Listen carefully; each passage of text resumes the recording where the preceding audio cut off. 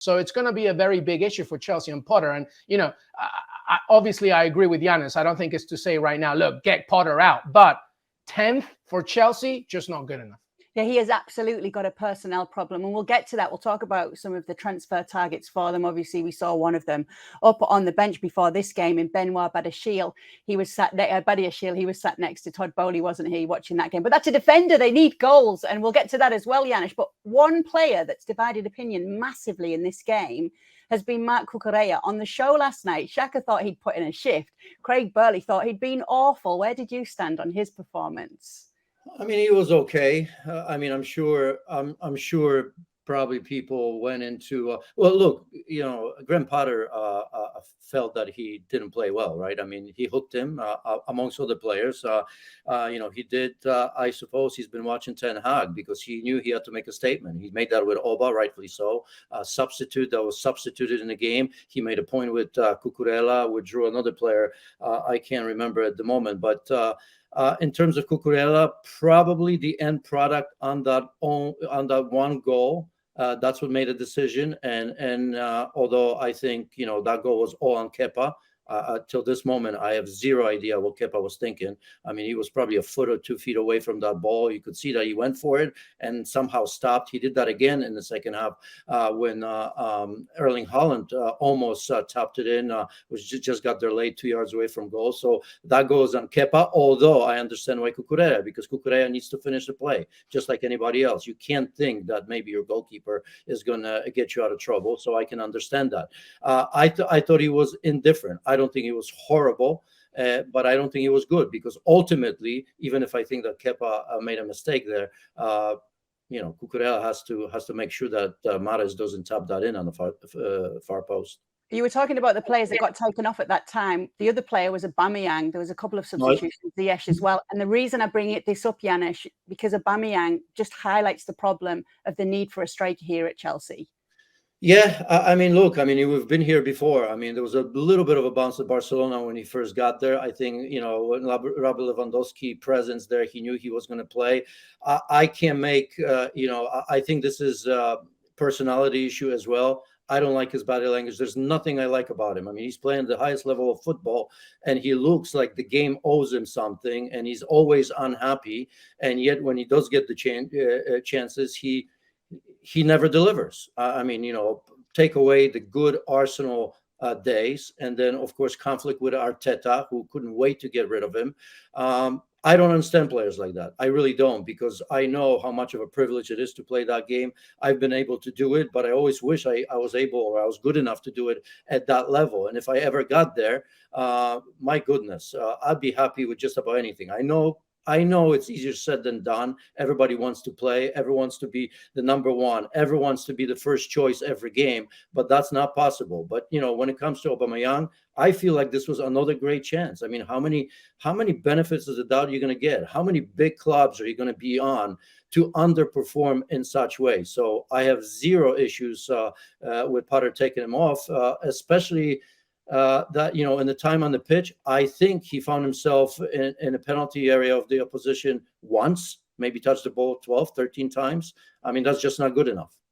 Yeah, I totally agree with Janusz in every single way. Pierre-Emerick Aubameyang, obviously, we know of the talent that he has given to the Premier League and beyond, but there is an attitude, there's a personality issue, and it was clearly seen with Arteta and Arsenal as one of the main reasons why he left in the first place. And what worse way to bring on a player and then take him out immediately, knowing that he wasn't doing exactly what you wanted from him. Listen, this is bigger than Aubameyang, though, and to your point, Kay, this is a representation of what Chelsea are going through right now. I feel like sometimes Chelsea, specifically now under Todd Bowley, they're just trying to throw money to the situation and trying to solve a position without clearly thinking about it. Yes, there are many issues for Chelsea from an injury perspective, but there really needs to be a much clearer direction when it comes to who you want to bring to the club and how you want to play. Mm-hmm. Well, follow up there then, Luis, on that one, because there's the whole Enzo Fernandez talk at the moment. And we were just saying on last night's show that it does feel as though their transfer policy is pretty chaotic. You're saying they're ready to throw money at things. Now, the money that's being asked for Enzo Fernandez, his release clause, you're talking about 120 million euros. It's way up there. And Benfica would let him go for that. They obviously don't want to let him go for less than that. but they're not willing to throw that full money for him.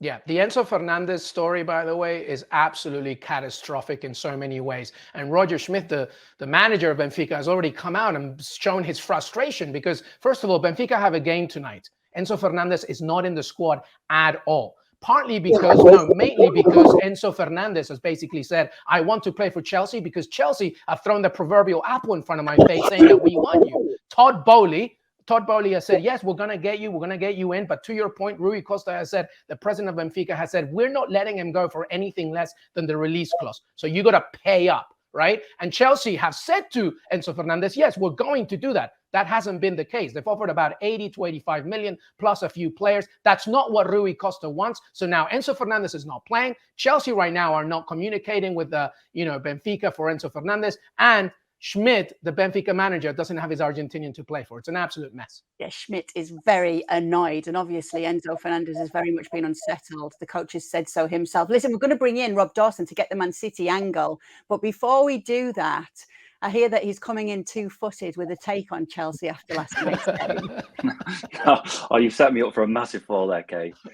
I said off camera that Graham Potter is beginning to look like a Brighton manager trying to manage Chelsea. And what I mean by that is that he's obviously a very, very good coach, but he seems to be struggling under the spotlight a little bit. That he's in a position where every single decision, every single comment is analysed to the nth degree, and he seems to be sinking a little bit.